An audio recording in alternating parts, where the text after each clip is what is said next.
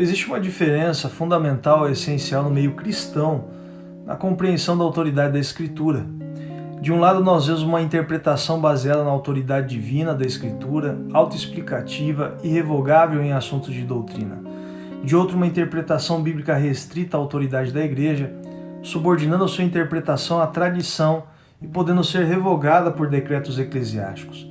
Quando estudamos as Escrituras, descobrimos que ela é a Palavra de Deus e que muito antes de qualquer concílio ou mesmo igreja, ela já estava estabelecida pela própria autoridade conferida a ela. Jesus, ele já utilizava o Antigo Testamento na sua época, e até mesmo os primeiros cristãos já consideravam o Novo Testamento, muito antes de qualquer definição romana sobre tal. Sabendo disso, nós podemos considerar a autonomia das Escrituras em relação à sua autoridade e origem divinas. Agora, outra consideração que pode ser feita é quanto à sua acessibilidade. A Bíblia dá acesso ao conhecimento de si mesma de maneira que não precisa de interferência externa ou interpretações particulares.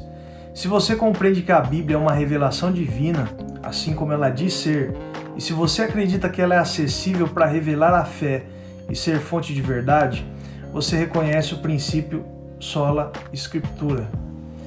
Esse princípio foi declarado pelo protestantismo e é o ponto central da divisão da teologia católica e protestante. O princípio reconhece que a Escritura é o único padrão de fé e fonte da teologia. Sendo assim, ela não é submetida a filtros ou tradições humanas que várias vezes se contrapõem a ela, mas todos os conceitos religiosos e princípios devem ser submetidos a ela. Existem diferenças entre a teologia católica, que não adota a sola escritura, e a teologia protestante, que a adota. A primeira diferença é que a tradição eclesiástica não deve propor ser algo superior à palavra de Deus, como assim faz a teologia romana, colocando a tradição acima da Bíblia como se fosse superior à Bíblia, não levando em conta que a Bíblia surge da vontade divina e não deve ser submetida a qualquer autoridade humana. A Bíblia não é uma expressão da igreja, mas uma expressão da vontade de Deus. Já o princípio, como ele mesmo diz, é somente a Escritura, e ela possui suprema autoridade, e é a igreja que deve se submeter à Escritura. Segunda diferença é a capacidade da mensagem ser objetiva, acessível e interpretada em seus próprios termos. O princípio sola escritura possui uma interpretação histórica gramatical, buscando o significado das palavras e o contexto histórico para que seja compreendida de forma literal, de forma exata. Já a teologia católica, ela tem como interpretação uma interpretação subjetiva, pontuada na inacessibilidade e relatividade da Escritura.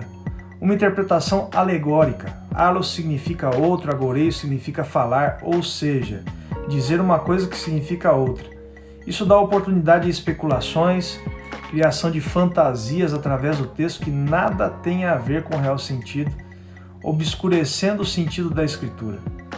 Coisas que não são reveladas são envoltas em presunção e fantasia, como por exemplo, por que Davi pegou 5 pedras?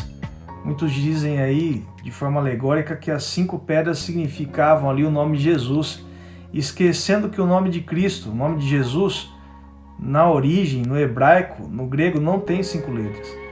Essa falta de objetividade no ensino teológico romano, a invenção da imprensa, a disponibilidade da Bíblia na língua do povo, resultaram no acesso ao conteúdo e uma interpretação com base na autoridade da sola escritura. Esses avanços originaram a reforma protestante, uma fundamentação na autoridade da Bíblia como revelação divina, não submetida à autoridade humana da igreja. Quer saber mais? Fique conosco.